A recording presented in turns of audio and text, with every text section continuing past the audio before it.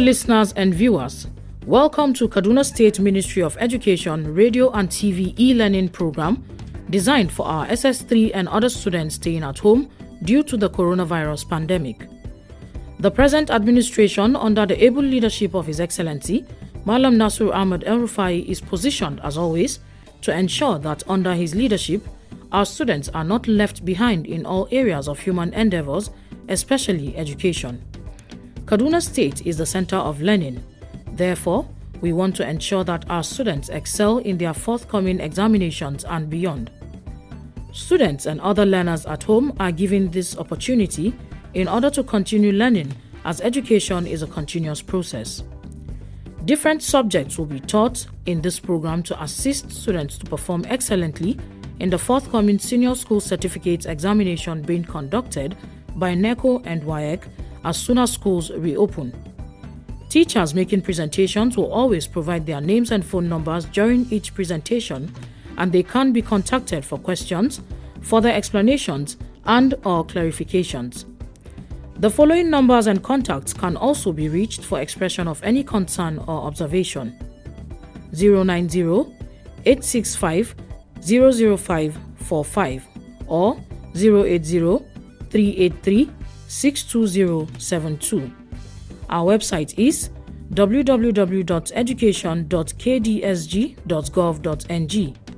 Our email education@kdsg.gov.ng or education.kdsg@gmail.com. Our YouTube channel, Ministry of Education, Kaduna State. Our Twitter handle @Kaduna_MOE. Or our Facebook page, Ministry of Education, Kaduna State. Stay safe, stay at home, and learn well. Thank you, happy listening, and happy viewing.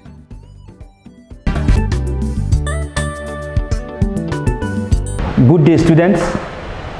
Welcome to today's e-learning telecast sponsored by Kaduna State Government.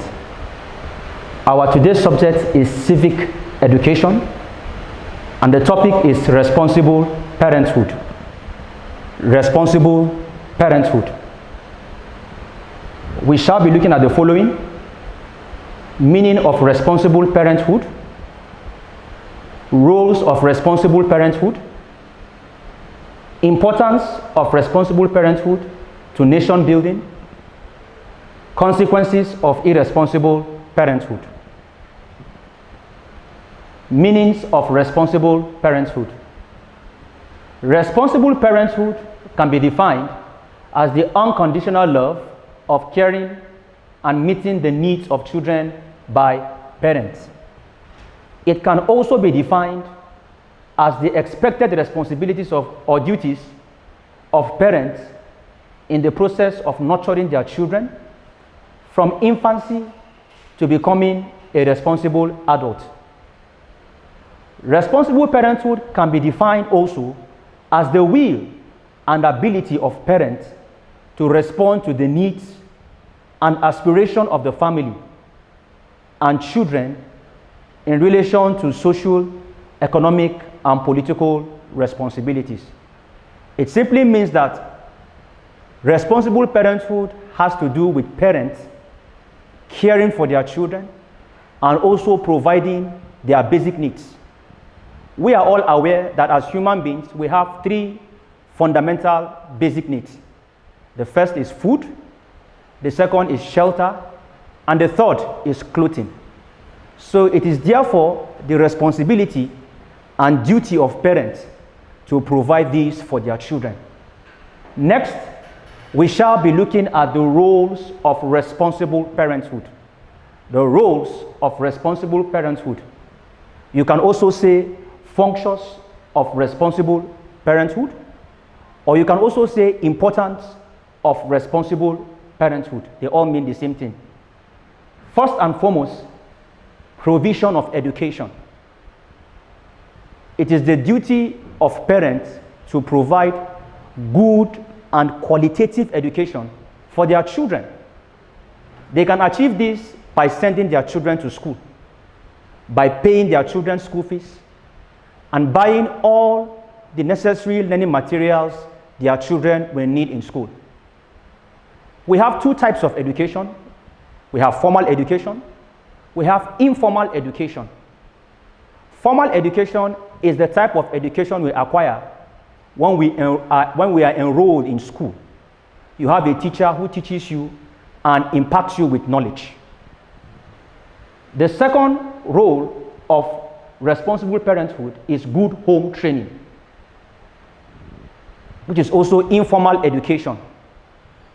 Informal education is the type of education that takes place at home. It is the duty and responsibility of parents to give their children good home training. How can this be achieved? It simply means that parents give out responsibilities to their children. They define their roles for them at home. For example, as a young girl, when you wake up in the morning, you know you should sweep the house, you should clean the house, you should wash the plates in the kitchen, you should fetch water, and so on and so forth. While for the young men, they are responsible for running errands. If their parents have vehicles or motorcycles, they can assist in washing them. They can also help in watering the flowers at home too. So these also are ways in which children can receive good home training. The third role here is inculcation of religious, moral, or ethnic values. It is very, very important that parents instill their various religious values into their children.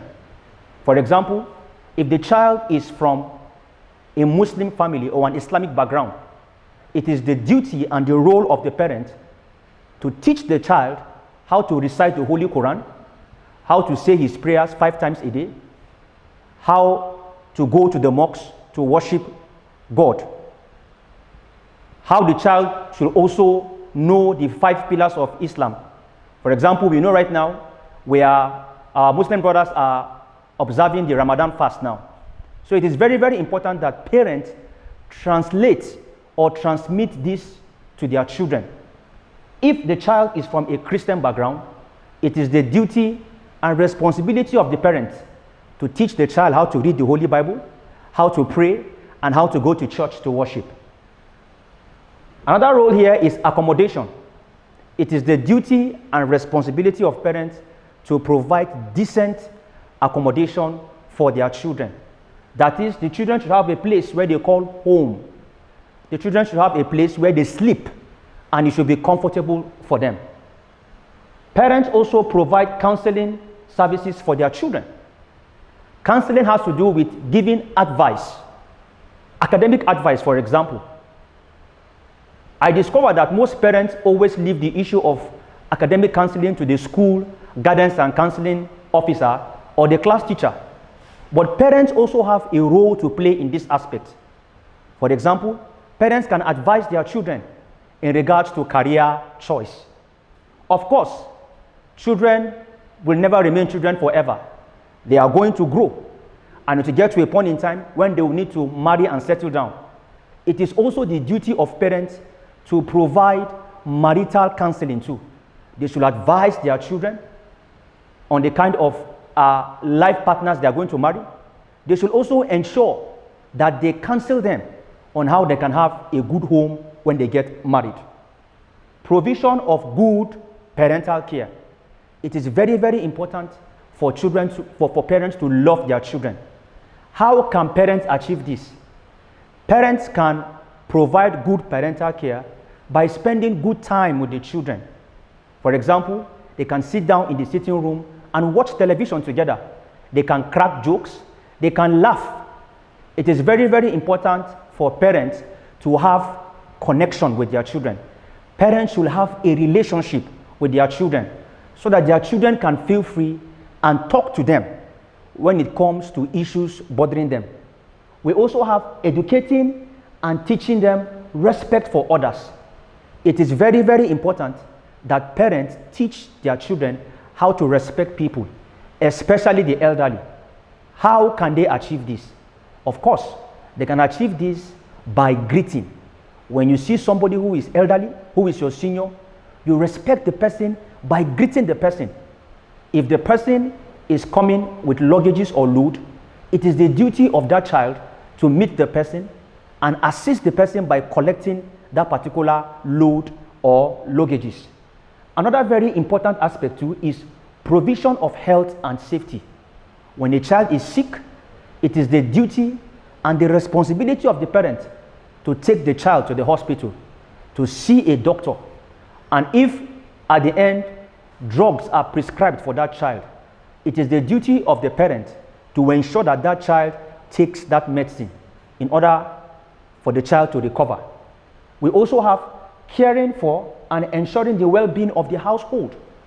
It is very, very important that parents should care for the entire household. That is, they should ensure that everything in the house is in place. For example, if there is a spoiled electronic gadget in the house, it is the duty of the parents to identify such and take for repairs. The next point.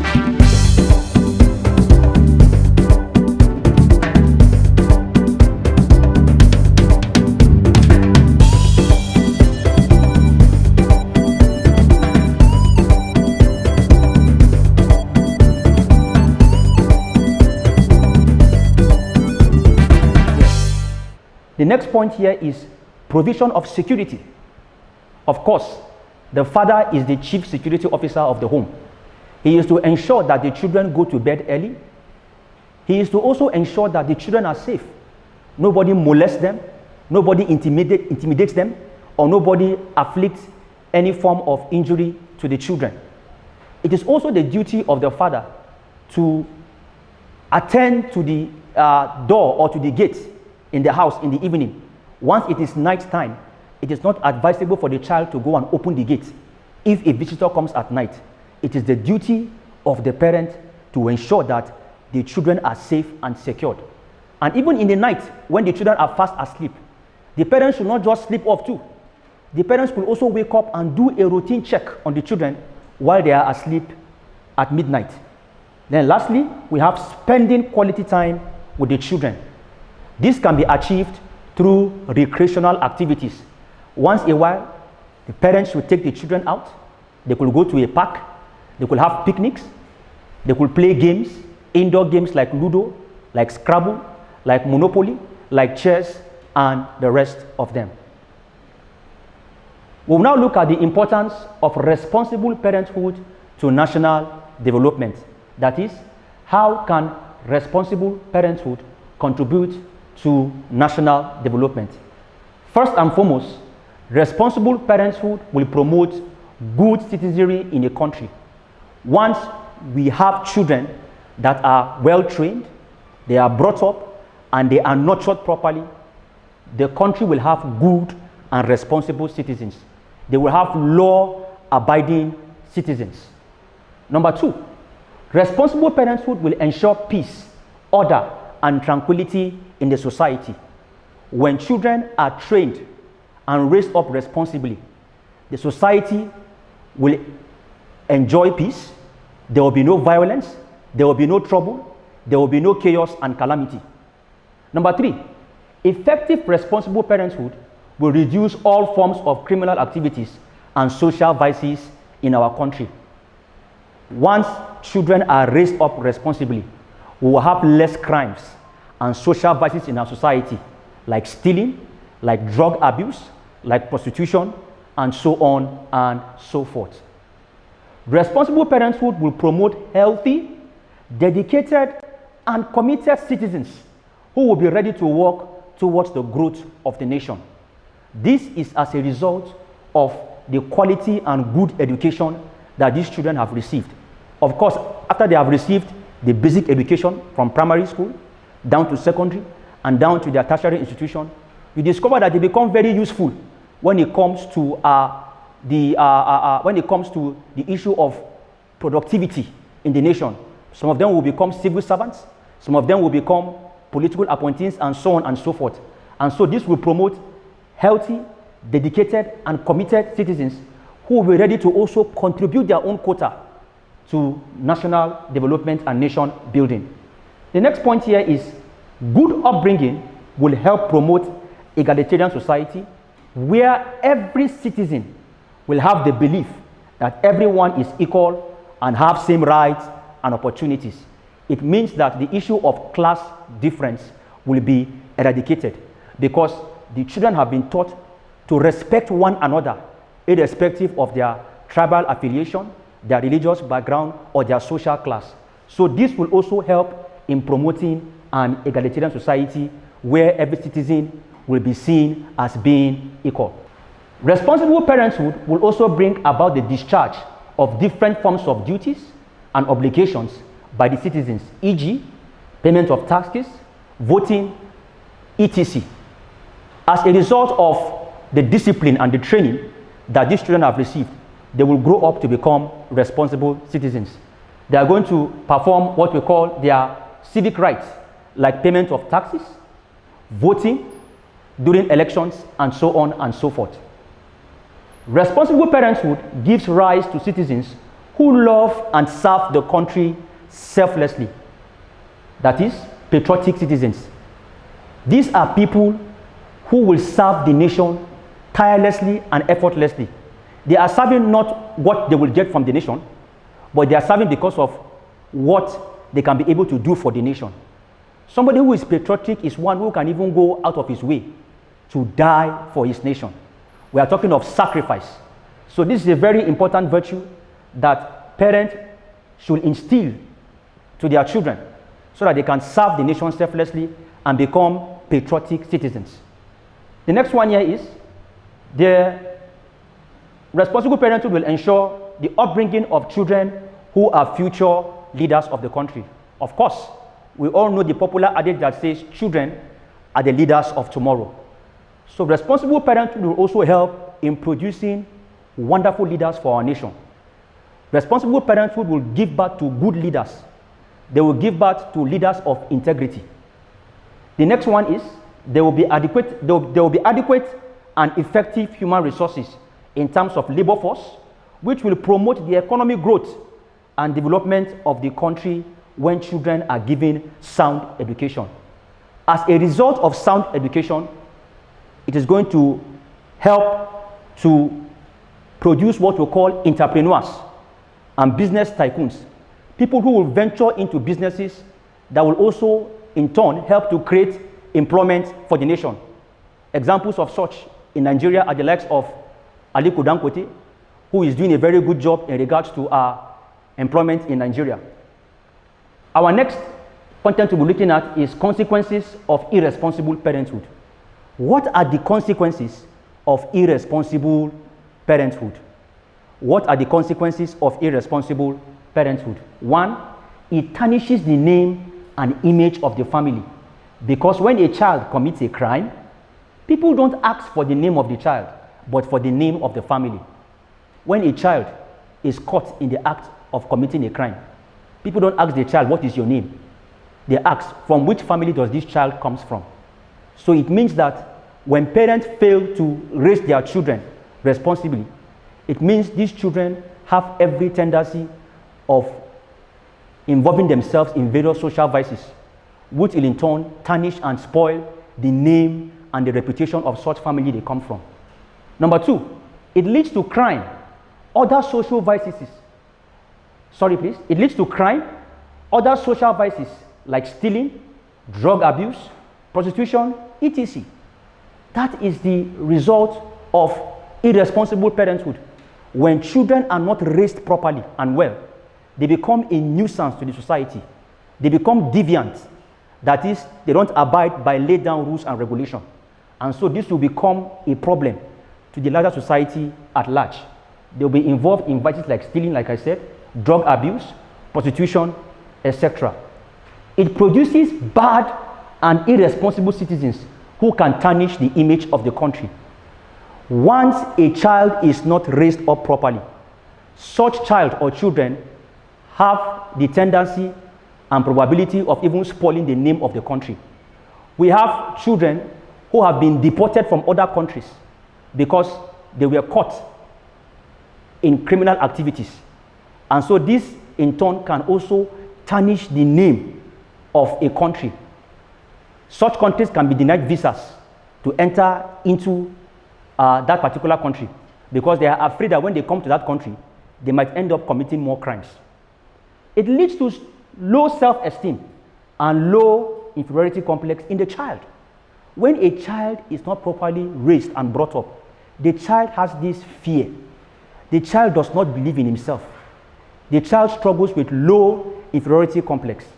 The child looks down on himself. The child does not have self-confidence. It results to ungodly and disrespectful children. When children are not raised up properly, it will result to ungodly and disrespectful children.